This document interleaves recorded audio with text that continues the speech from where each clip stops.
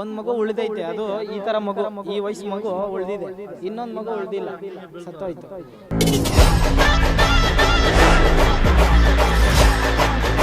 ಕುಡಿದು ದೊಡ್ಡವ್ರು ಬೇಡ್ಬೋದು, ಚಿಕ್ಕವ್ರು ಬೇಡ್ಬೋದು, ಪೈಪ್ ಇಟ್ಕೊಂಡು ಇಳಿಯಕ್ ಹೋಗ್ತಾರೆ, ಯಾವುದೇ ರೀತಿ ಅನುಕೂಲ ಇಲ್ಲ.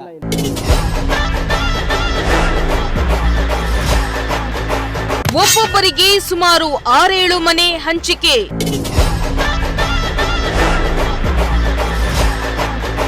ಮನೆಗಳನ್ನ ಬಾಡಿಗೆಗೆ ನೀಡಿ ಜನರಿಂದ ಹಣ ಲೂಟಿ.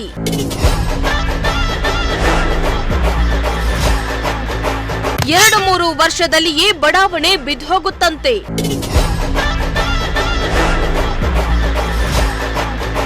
ದೇವೂರಿನ ದೇವರಾಜ ಅರಸು ಬಡಾವಣೆಯಲ್ಲಿ ಅವ್ಯವಸ್ಥೆ.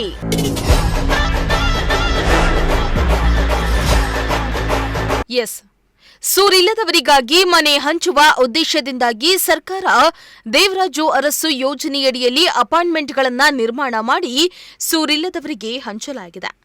ಆದರೆ ತುಮಕೂರಿನ ದಿಬ್ಬೂರು ಬಳಿ ನಿರ್ಮಾಣ ಮಾಡಿರುವ ದೇವರಾಜ ಅರಸು ಬಡಾವಣೆಯಲ್ಲಿನ ಸ್ಥಿತಿ ಭಯಾನಕವಾಗಿದೆ. ಇಲ್ಲಿನ ಅವ್ಯವಸ್ಥೆ ಒಂದಲ್ಲ ಎರಡಲ್ಲ, ನಾನಾ ಅವ್ಯವಸ್ಥೆ ಇದ್ದು ಅಧಿಕಾರಿಗಳು ಮಾತ್ರ ಕಂಡಿದ್ದು ಕುರುಡರಂತಿದ್ದಾರೆ. ಇದರಿಂದ ಇಲ್ಲಿನ ನಿವಾಸಿಗಳಂತೂ ರೋಸ್ ಹೋಗಿದ್ದಾರೆ.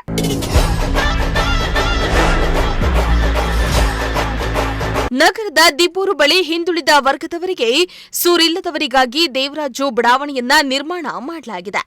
ಈ ಬಡಾವಣೆಯಲ್ಲಿ ಸುಮಾರು 1,500ಕ್ಕೂ ಅಧಿಕ ಮನೆಗಳನ್ನ ನಿರ್ಮಾಣ ಮಾಡಲಾಗಿದ್ದು, ಒಬ್ಬೊಬ್ಬರ ಹೆಸರಲ್ಲಿ 6-7 ಮನೆ ಇವೆಯಂತೆ.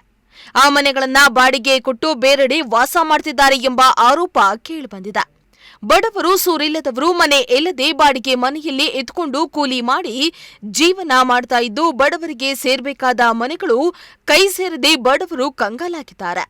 ಇನ್ನು ಇಲ್ಲಿನ ನಿವಾಸಿಗಳು ಮನೆಗಾಗಿ 300 ರೂಪಾಯಿ ಕೊಟ್ಟು ಅರ್ಜಿ ಹಾಕಿದ್ರೂ ಮನೆ ಸಿಗ್ತಾ ಇಲ್ಲ.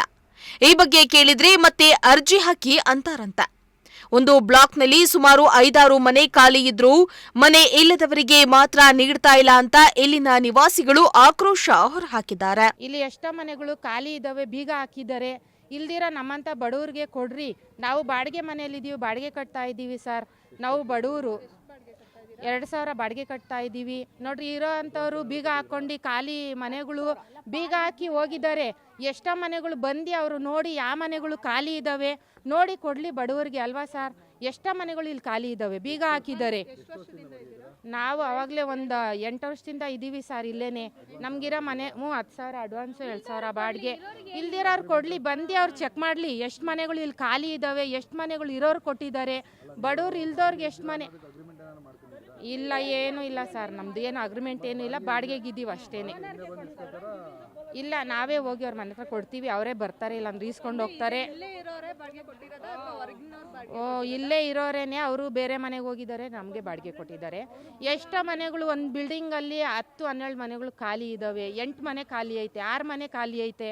ಈ ಥರ ಖಾಲಿ ಇರೋ ಮನೆಗಳು ಯಾರಿಗಾದ್ರೂ ಬಡವ್ರು ಕೊಟ್ಟರೆ ಆಗಲ್ವ? ಇರೋರ್ಗೇನೆ ಕೊಟ್ಟಿದ್ದಾರಲ್ಲ, ಬಡವ್ರಿಗೆ ಏನೈತೆ? ಏನೂ ಇಲ್ಲ. ಬಾಡಿಗೆ ಕಟ್ಕೊಂಡು ನಾವು ಇಲ್ಲ, ಏನಕ್ಕೆ ಯಾರು ಅಧಿಕಾರಿಗಳೇನೆ ಬರಲ್ಲ ಇಲ್ಲಿ ಕೇಳೋದಕ್ಕೆ, ಯಾರೂ ಬರೋದೇ ಇಲ್ಲ. ಇರೋರಿಗೆ ಐತೆ ಇಲ್ಲ ಅಂತ ಯಾರು ಚೆಕ್ ಮಾಡಕ್ ಬರಲ್ಲ. ಬಂದು ಅವ್ರು ಒಂದು ದಿವಸ ನೋಡಬೇಕು ಯಾವ ಮನೆಗಳು ಖಾಲಿ ಇದ್ದಾವೆ, ಎಷ್ಟು ಜನ ಬಡವರು ಇದ್ದಾರೆ, ಎಷ್ಟು ಜನ ಮನೆ ಇಲ್ದಿದ್ದವ್ರು ಇದ್ದಾರೆ, ಎಷ್ಟು ಜನ ಬಾಡಿಗೆ ಕಟ್ತಾ ಇದ್ದಾರೆ ಅಂತ ನೋಡ್ಬೇಕು. ಯಾರು ಪರಿಶೀಲಿಸಕ್ಕೆ ಯಾರು ಅಧಿಕಾರಿಗಳೇ ಬರಲ್ಲ ಇಲ್ಲಿ. ನಾವು ಬಡವರು ಕೂಲಿ ಮಾಡಿ ನೋಡ್ರಿ, ಬಾಡಿಗೆಗಳು ಕಟ್ಕೊಂಡು ಮಕ್ಕಳನ್ನ ಸಾಕೊಂಡು ಪಾತ್ರೆ ತೊಳ್ಕೊಂಡು ಕೂಲಿ ಮಾಡ್ತಾ ಇದ್ದೀವಿ. ನಾವು ಇರೋ ಅಂಥ ಬಡವ್ರಿಗೆ ಯಾರು ಮನೆನೇ ಕೊಟ್ಟಿಲ್ಲ ಇಲ್ಲಿ. 10,000 ಅಡ್ವಾನ್ಸ್ ಕೊಟ್ಟಿದ್ದೀನಿ. ಎಷ್ಟು ವರ್ಷದಿಂದ ನೀವು ಆಲೇ 7 ವರ್ಷದಿಂದ ಇದ್ದೀನಿ. 7 ವರ್ಷದಿಂದ ಬಾಡಿಗೆ ಮನೆ, ಸ್ವಂತ ಬಾಡಿಗೆ ಮನೆನೇ. ಎಷ್ಟು ತಗೊಂತಾರೆ ಬಾಡಿಗೆ ತಿಂಗಳಿಗೆ? 2,000. ಅಡ್ವಾನ್ಸ್ ಎಷ್ಟು ಕೊಟ್ಟಿದ್ದೀರಾ? 10,000. 10,000 ಕೊಟ್ಟಿದ್ದೀರಾ? ಇಲ್ಲ, ಇಲ್ಲೇ ಬಂದು ಇಸ್ಕೊಳ್ತಾರೆ.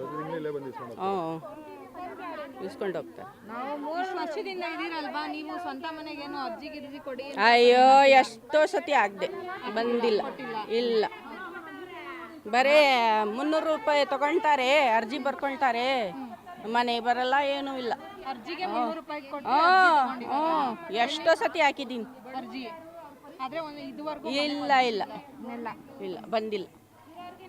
ಇನ್ನು ದೇವರಾಜ ಅರಸು ಬಡಾವಣೆಯ ಮನೆಗಳನ್ನ ಕಡಿಮೆ ಗುಣಮಟ್ಟದಲ್ಲಿ ನಿರ್ಮಾಣ ಮಾಡಲಾಗಿದ್ದು, ಈಗಾಗಲೇ ಈ ನಿವೇಶನದ ಬಳಿ ರೈಲ್ವೆ ಟ್ರ್ಯಾಕ್ ನಿರ್ಮಾಣ ಆಗ್ತಾ ಇದೆ.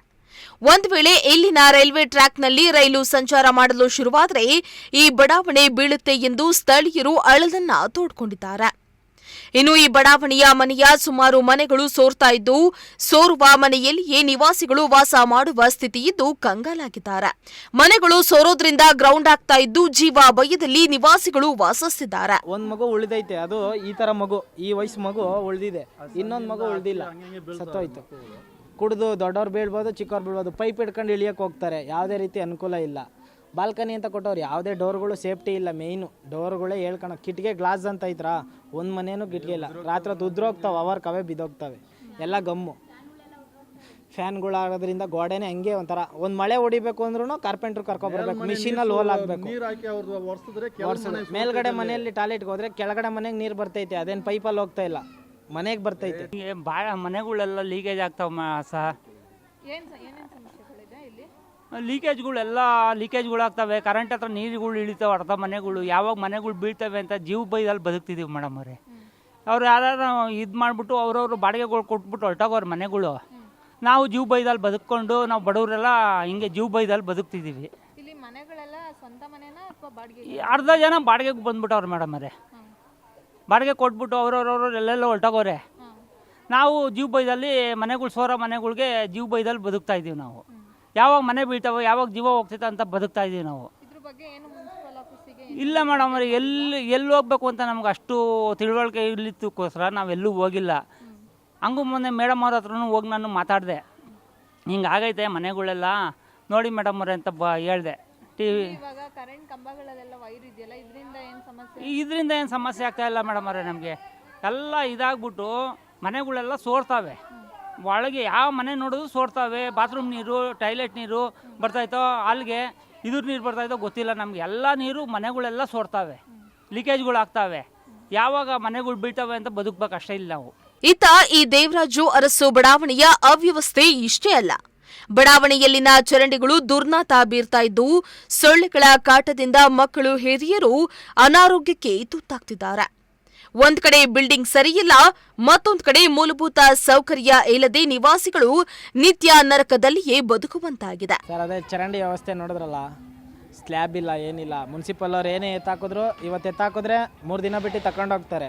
ತಿರ್ಗಾ ಅದೇ ರೀತಿ ಏನೇ ಇದ್ರು ಚರಂಡಿಗೆ ತಿರ್ಗಾ ಅದೇ ಥರ ತುಂಬ್ತಾರೆ. ಏನು ತಿಂತಾರೋ ಏನು ತಂದ್ರೂ ಚರಂಡಿಗೆ ಹಾಕ್ತಾರೆ ಸರ್. ಇಲ್ಲಿ ಗಾಡಿ ನಿಲ್ಸೋಕ್ಕೂ ಜಾಗ ಯಾವುದೇ ರೀತಿ ಸೇಫ್ಟಿ ಇಲ್ಲ. ಒಂದು ಮನೆ ಮುಂದೆ ಒಂದು ಗಾಡಿ ನಿಲ್ತು ಅಂದರೆ ಒಂದು ಗಾಡಿ ತೆಗಿಯೋಕ್ಕಾಗಲ್ಲ. ಏನೊಂದಕ್ಕೂ ವ್ಯವಸ್ಥೆ ಇಲ್ಲ ಸರ್. ಎಲ್ಲ ಪ್ರತಿಯೊಂದು ಬಿಲ್ಡಿಂಗಲ್ಲೂ 2 ಮನೆ 3 ಮನೆ ತುಂಬ ಲೀಕೇಜ್ ಇದೆ.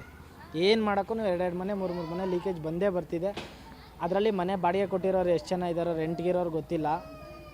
ಸಖತ್ ಮನೆ ಖಾಲಿ ಬಿದ್ದಿದ್ದಾವೆ ಸರ್. ಎಲ್ಲ ಕಿಟಿಗೆ ಗ್ಲಾಸ್ ಇರ್ಬೋದು, ಎಲ್ಲ ಪ್ರತಿಯೊಂದು ಡ್ಯಾಮೇಜು. ರಾತ್ರಿ ಹೊತ್ತು ಜಗಳ. ಇಲ್ಲಿ ಯಾವುದೋ ಒಂದು ಪೊಲೀಸ್ ಸ್ಟೇಷನ್ ಇಲ್ಲ, ಮೇಯ್ನು ಇಲ್ಲೊಂದು ಪೊಲೀಸ್ ಸ್ಟೇಷನ್ ಇಲ್ಲ, ಏನಕ್ಕೂ ಸೇಫ್ಟಿ ಇಲ್ಲ ಸರ್. ಬರ್ತಾರೆ ಬೀಟ್ ಬರ್ತಾರೆ, ಬಂದು ಹೋಗ್ತಾರೆ ಅಷ್ಟೇ. ಇಲ್ಲಿ ಯಾವ MLA ಅಧಿಕಾರಿಗಳು ಯಾರೂ ಇಲ್ಲ. ಇದು ಸಿದ್ದರಾಮಯ್ಯ ಅವರು ಇದ್ದಾಗ ಓಪನ್ ಆಗಿದ್ದು, ಸುಮಾರು ಒಂದು 12 ವರ್ಷ ಆಯ್ತು ಇದು ಓಪನ್ ಆಗಿ. ಅದಾದಮೇಲೆ ಒಂದು MLA ಕೌನ್ಸಿಲರು ಬಂದು ಇಲ್ಲಿ ಏನು ನಡೆಯುತ್ತೆ, ಏನಾಗುತ್ತೆ ಒಬ್ಬರು ಬಂದು ನೋಡಲ್ಲ ಸರ್. ಇಲ್ಲಿ ಏರಿಯಾ ಹೆಂಗಿದೆ ಅಂತ. ಏರಿಯಾ ಕೌನ್ಸಿಲರ್ ಅನ್ನೋರು ಮೇಯ್ನ್ ಇಲ್ಲದೇ ಇರೋದ್ರಿಂದ ಇಲ್ಲೇನು ಹೇಳ್ಕೊಳಕ್ಕಾಗ್ತಾಯಿಲ್ಲ. ಒಂದು ಅರ್ಜಿ ಕೊಡೋಕ್ಕೂ ಸಹ ಇದೆಂಥ ವಾರ್ಡ್ ಅಂತ ಬೇಕಲ್ವರ, ಏನಂತ ಹೋಗಿ ಅರ್ಜಿ ಕೊಡೋದು? ದಿಬ್ಬರು ಕೊಟ್ರಸಲ್ಲಿ ಈ ಥರ ಪ್ರಾಬ್ಲಮ್ ಸೇರಿಲ್ಲ ಮೇಡಮ್. ಇದೇ ಬೇರೆ ವಾರ್ಡ್ ಮಾಡ್ತೀವಿ ಅಂತ ಹೇಳ್ತಿದ್ರು, ಆದರೆ ಇದು ಯಾವ ವಾರ್ಡು ಇಲ್ಲ. ಇಲ್ಲ ಸುಮಾರಂತೂ 12 ವರ್ಷ ಆಗಿರ್ಬೋದು. ಆದರೆ ಓಪನ್ ಆಗಿ 10 ವರ್ಷ ಲೆಕ್ಕ ಇಟ್ಕೊಂಡ್ರು ಒಂದು 10 ರಿಂದ 8 ವರ್ಷದಿಂದನೂ ಯಾರು ಇಲ್ಲಿ ಬಂದು ಓಟ್ ಕೇಳೋಕ್ಕೂ ಬರ್ತಾರೆ ಅಷ್ಟೇ. ಬಿಟ್ಟರೆ ಮಂಡಿಪೇಟೆ ಬಿಟ್ಟರೆ ಟೌನಲ್ಲಿ ಸರ್ಕಲ್ಲು, ದಿಬ್ಬೂರಲ್ಲಿ ಸ್ವಲ್ಪ ಜನ ಎಲ್ಲ ಮುಂಚೆ ಎಲ್ಲಿದ್ರು ಅಲ್ಲೇನೆ. ರೇಷನ್ಗೂ ಸಹ ಎಲ್ಲಿದ್ರು ಅಲ್ಲೇ ಹೋಗಿ ರೇಷನ್ ತಗೊಂಬರ್ತಾರೆ. ಕೊಡ್ತಾರೆ, ಅದೆಲ್ಲ ಇಲ್ಲ, ಅಲ್ಲೇ ಹೋಗಿ ತಗೊಂತಾರೆ. ಸ್ಟಾರ್ಟಿಂಗ್ ಒಂದು ಸ್ವಲ್ಪ ಆಧಾರ್ ಕಾರ್ಡ್ ಕೊಟ್ಟು ಇಲ್ಲೇ ತಗೊಳೋ ಥರ ಇತ್ತು, ಆ ಥರ ತಗೊಂತಿದ್ರು. ಈಗ ಅದಕ್ಕೂ ಅಲ್ಲಿಗೆ ಹೋಗ್ಬೇಕು. ಒಂದು ರೇಷನ್ಗೂ ಹಾಂ ಇಲ್ಲ ಸರ್ ಇಲ್ಲ ಸರ್ ತಗೊಳಲ್ಲ. ಎಲ್ಲಿ ಮುಂಚೆ ಇತ್ತೋ ಅಲ್ಲಿಗೆ ಹೋಗಿ ತಗೊಳ್ತಾರೆ. ಇಲ್ಲಿರೋ ದಿಬ್ಬರವ್ರಿಗೆ ಇಲ್ಲಿ ಯಾರನ್ನ ಸ್ವಲ್ಪ ಹೋಗಕ್ಕೆ ಆಗ್ಲಿಲ್ದವ್ರು ತಾಂತಾರೆ. ಮೇಯ್ನ್ ಅವು ಅಕ್ಕಿ ತಿನ್ನೋರೇ ಇಲ್ಲ ಅಂತ ಹೇಳ್ಬಲ್ಲೆ ನಾನು.